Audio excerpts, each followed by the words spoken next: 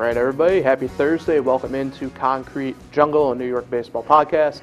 Coming to you guys live from the FairlySmall.com studios in beautiful Seneca Falls, New York. Third floor of the North Park building. I'm Paul Russo. Next to me, as always, Kyle Evans. And behind the scenes, man, the cameras in producing this fine quality of work, Nate Sharman. Happy Thursday, boys. How has the week been so far for everybody? I think it's been very quick, but good. Excellent. Nate, all good in the hood? Yeah, I wouldn't call it a fine quality of work, Paul. I don't know if I'd go that far. Well, you're the one who said it then, not me. But it's been a fantastic week up here in the Finger Lakes. Beautiful weather. Yep. We even got to play a little golf yesterday, so that was nice. I broke 50 for the first time. Allegedly. Wow. You played with me. You needed a rules official in one hole, but well, I mean, who doesn't? Different sort of podcast episode for today. Obviously, there's no Yankees playing, no Mets playing, no Red Wings or Mets playing. But we're going to preview the World Series a little bit. We're baseball people. Would be remiss if we didn't do that. And we'll do a couple quick hits, as I call them. Have some news on Aaron Boone, some news on Francisco Alvarez, and some news regarding the Rochester Red Wings. So it's probably definitely going to be a shorter one than usual. It's certainly a different look than usual, and we'll jump into it right now, but we'll be probably the last one here for a little bit until really all the MLB awards get announced and stuff like that. But obviously, move into the offseason, won't be coming to you guys weekly or be double times a week, really. So hopefully, though, provide some content here for everybody, and we'll head on out and get everything going. So jump right in. World Series, just as everybody predicted, the Philadelphia Phillies and the Houston Astros, just as we all said back in April and March. Quite the interesting storylines, though, for both these teams, right? I mean, the Astros, fourth time in 6 years, back-to-back, obviously. This time around, the Phillies, a team in June that probably everybody had written off based on how everything was kind of surrounding the team at the time. But I think it's going to be a fun World Series. I mean, Bryce Harper leading the Phillies, Schwarber as well, obviously, but Harper really kind of grabbing the headlines, kind of putting up performances that I think a lot of people have expected him to put up for years and has, but this is the first time he's been able to really do so in the postseason.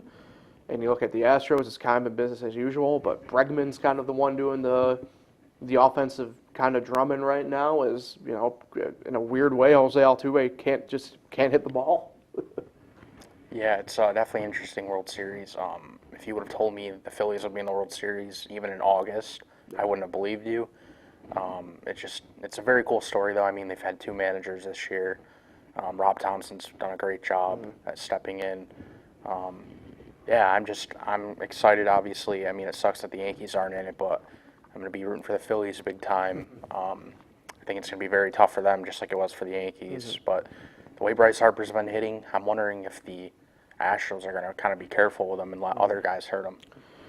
Yeah, I mean, that's the tough part, too, though. Phillies don't have exactly an out anywhere in the lineup, though, right now. I mean, Schwarber, in a weird way, I mean, not your typical leadoff hitter, but consistently, really, the second half of the year has been just dominant in that leadoff spot for him. Has been in the playoffs, really, as well. Rhys Hoskins has really come on strong again. Guy that I think Phillies and Phillies fans will tell you that they've been kind of waiting for some of these performances now for quite some time, since his rookie year even. And then you get beyond that with Harper, right? Castellanos has really come on well here in the postseason after really struggling all year. To be honest, JT Realmuto, arguably the best catcher in the game, has struggled at the plate in the postseason, but behind the dish, doing quote-unquote his day job, continues to kill it. And then you look at other guys too, Bryson Stott, Brandon Marsh, who came over at the deadline. Yeah, he's a surprise to me. Gene Segura. I mean, they don't really have a lot of spots to get outs in that lineup. Brandon Marsh, from his time in LA, I didn't remember him being that good. Right. Mostly known for his defense, Yeah. and now he's, like you said, the whole lineup's very deep. But I just feel like they'd rather get beat by someone else than Bryce Harper, because Bryce Harper 100%. literally almost hit 500. What was it, the last series? Yeah.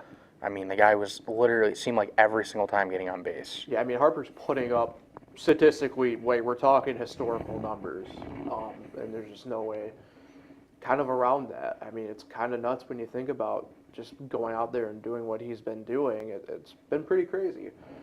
For the Astros, it goes without saying what we know what their lineup can do. It's weird, their leadoff spot guy, and Jose Altuve has struggled in the playoffs, to put it bluntly. Didn't get his first hit until Game 4 of the LCS against the Yankees. And that was an infield single. Yeah, did get another one that game, but 2 for 24 is not what we expect out of a guy like Jose Altuve. Yeah, not at all. But then you got a guy like Jeremy Pena, who's just been great for Houston this postseason, and will probably come up big during this next series. So I think he's a guy to watch for sure, especially offensively. Yeah, you mentioned Pena, tremendous rookie year, very, very good.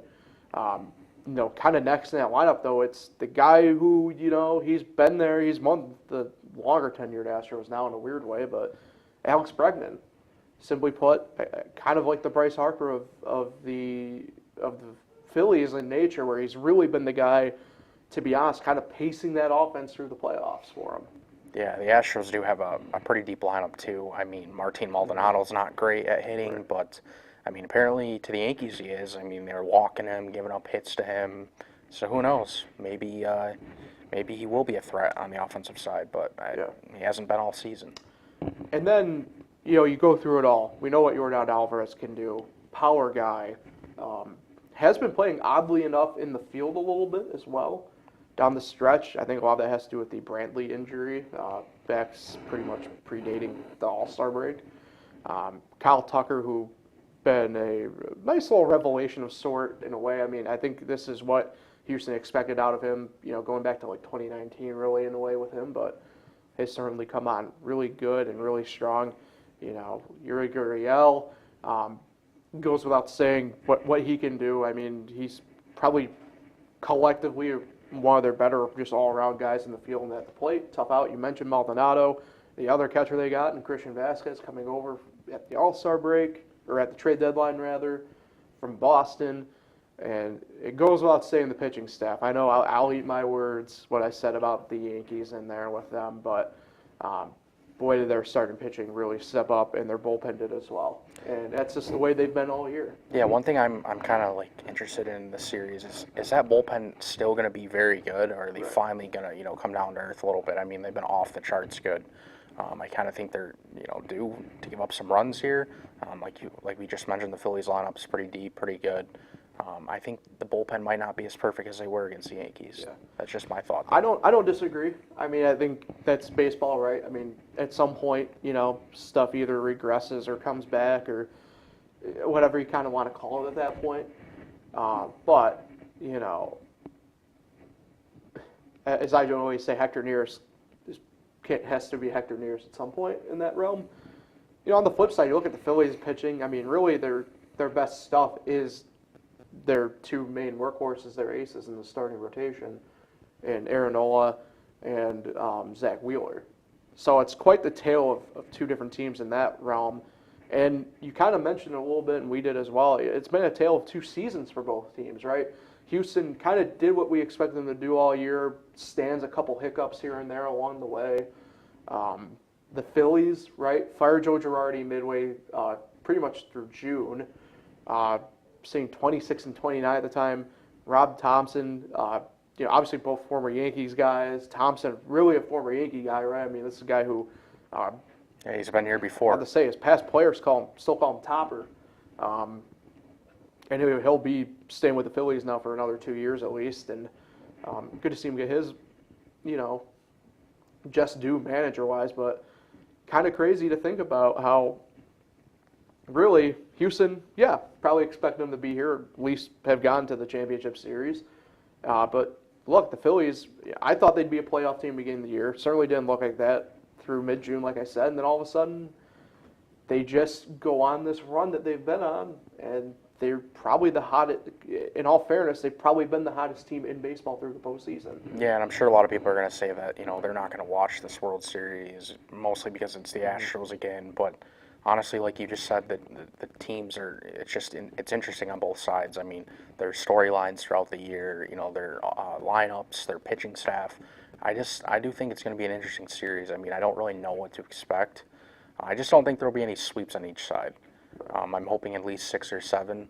I'm probably going to lean towards 7. I think Phillies in 7. But it's going to be interesting for sure. Yeah, this is the ultimate series of what's going to prevail. The better team, which honestly is Houston, or the hotter team, which is Philly. I know people say, well, the Astros are pretty hot. They've have played 7 games for the postseason. They've played the minimum. True, but you go back through pretty much like I said, the All-Star break. Phillies are just been playing absurd baseball. And it's not like they didn't get here by really messing around. They sweep St. Louis. They only dropped 1 to San Diego in the championship series. And what they did to the Braves in the DS as well. So I don't know. It's tough. I think I got to I'm with you. I'm on 7 games. I think they'll push comes to shove. I'll take the better team here with Houston. There is one big question mark I do have with Houston. It's, they don't have a lefty out in the bullpen. And I know a lot of that now is kind of by the wayside. And even I don't necessarily fully agree with it. But, and actually I know the numbers even suggest that Bryce has actually been hitting lefties better than righties. But, man, I really would like to have one lefty arm in the bullpen just to face Schwarber and Harper at the top of that lineup in a potentially close game. Yeah, and you said it right. Obviously, Houston is the better team, but a lot of times, as we've seen, the hotter teams do win. Yeah. And I also saw a stat yesterday that the last World Series winner to clinch at home was the 2013 Red Sox. So how about that then? So the winner always clinches on the road. Right. So, wouldn't that make sense for the Phillies to win it in 7? Correct. Yeah. In Houston? I hear you there. But, it could obviously go either way. I'm not too confident. I wouldn't bet on this or anything. It's kind of mostly just what I'm hoping for. I'm not ready to see the Astros win a World Series. Yeah, I know when I last looked at the lines, I know the Astros future-wise for the series was minus 135, and I think the Phillies were plus 170 or something like that. So it's tight stuff. People do think it's going to be a tight series all the way around, and I'd expect that to certainly be the case with that. And that's what you would hope. It's a World Series final series of the season for baseball, and the last thing we'd want is a sweep. Right. All right, let's transition on over to the Yankees, making a little bit of headlines here, of course, the past couple days. Mainly yesterday, though, when Hal Steinbrenner had a press conference retaining Aaron Boone for 2023. I think this goes back to kind of what I know we discussed, and really, to be fair, probably me, maybe more than anybody else, in that as long as Cashman's there, Boone will be there. And I found it interesting, though, that Hale pretty much commented on the Cashman front. Go back to the Boone thing for a moment here, though. Does believe that he's a good manager, more or less does not see any changes fundamentally on the playing aspect of it on the field, managerial side of things. Yeah, I thought Derek Jeter said it well last night when he did an interview. At some point, the players got to be at the blame, but it's always the manager because, he leads the group. Yeah. But, if we look at the postseason, what can Aaron Boone do about his team not hitting? Right. He's not even a hitting coach. He has two hitting coaches, or three hitting coaches. The main hitting coach and 2 assistants. Yeah. If anything, they should be getting the blame. I don't know. It's tough, the Jeter comments to me, and it's not I don't have any intel on this. I can't speak to it. You're not going to probably get a lot of fluff out of Jeter right now regarding anything Yankee front office-wise. Not like I said, I'm not trying to be whatever here, but this is a guy who obviously was the president of baseball ops for a team before, has made it known that he would like to go back to work within the scope of working in a front office. And whether or not that legitimately happens with the team, who knows? But I do believe that he might be trying to make a play here for something in the Yankee realm. Look, I've said this from the jump. I don't necessarily think Boone's the exact problem here, per se, because like I said, I think a lot of this comes down on Cashman, but it seemed as though a lot of decisions there, especially in the CS, when everything was really struggling, just didn't make a lot of sense. Well, I mean, if you're going to switch the lineup, don't go back to what it was the game before. Stuff like that. And that does come down on Boone at the end of the day. Yeah, it does. But as we've talked about before, he gets a lot of people in his ear talking, and that's the thing. I wish they would just. I know they're never going to do this, but they got to stop with the analytics and all. He should be able to manage the way he feels that day. He should not be having people in his ear telling him stuff. And I just think things would be way different if they just stopped doing that. So I think that kind of segues in nicely here. I know I will be the first one to admit it. I've called Cashman Cash God a couple postseasons or a couple off seasons. And I mean, he has had great trades. That's why a lot of people are knocking on him for like not building some of these teams that well. But I mean, some of the trades have been steals. Yeah, but I mean, at the end of the day, this is a team he's been at the helm of, right? I mean, for lack of better terms across professional sports, the GMs at the end of the day are the ones who run the show. And it's just not in baseball, that's across all big four sports. He's been at the helm, one of the longest tenured ones in all of professional sports, right? We're talking since the late 90s. And since he's been at the helm, started off great and had some moments where things were still peaking, right? 2009, but really since then, it's been a lot of, to be fair though, now thinking back in retrospect, especially of the season, just spinning the tires. Yeah, I do think it's time for a change at the GM position, but people do have to understand that, like, yeah, the teams have been falling short, but like I said, some of the trades, if you look back, it's like, wow, like he won the trades. But obviously the Josh Donaldson and IKF one was a big mistake in my opinion. But yeah, I think it's time to change. I mean, he's been there way too long. The same thing keeps happening. I mean, it's just going to continue to happen.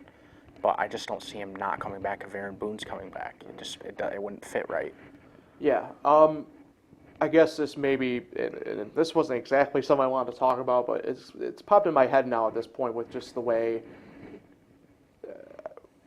we've been looking at this. Does Hal care at this point? The way it seems when he talks, it doesn't seem like he just says the same thing, like, oh yeah, we fell short, we had injuries like all these other teams. But that's the same thing he says every year. Yeah. It just seems like he's just happy to have money and that's it. Like, it doesn't seem like the winning. Like, yeah, I'm sure he wants to win games, but like, he's not going to go all out and make, He does have the edge that obviously his dad George did. Like, yeah, even Hank, his brother. Yeah, Aaron Boone would not, and Brian Cashman would not be here today if George was around. He probably would have been gone at minimum last off season. And that's not even an opinion. That is literally a fact. That's the way he operated. Mm-hmm. I mean, really outside of the Tory years, that's just the way George was.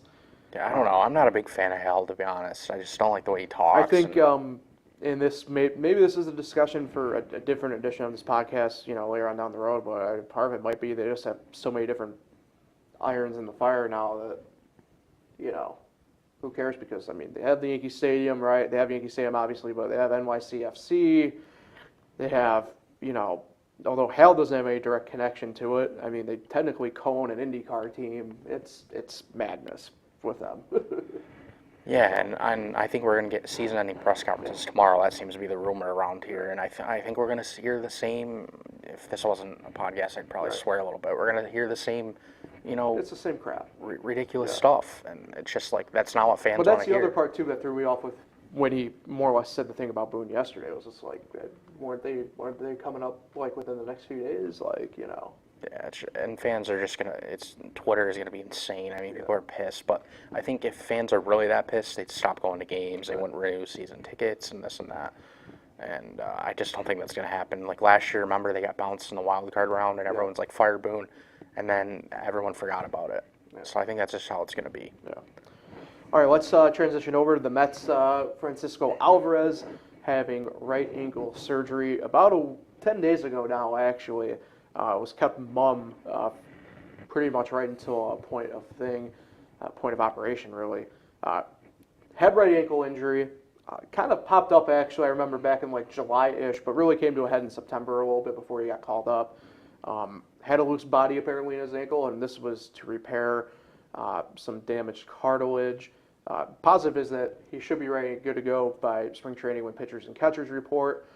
But it's something that you wouldn't like hearing from your young catcher, obviously your top prospect, that he's having, I guess, lower body issues kind of already in a way. But he's 20 years old, should be good if there's any positive there. And all things considered, I know big league-wise, right, 2 for 12 with a home run, not great. But even before he got called up, when he was with Syracuse, dealing with the injury, still producing at a really good clip. Yeah, I wouldn't look too much into his MLB numbers this past season. I mean, small sample size. He had that little injury popping up.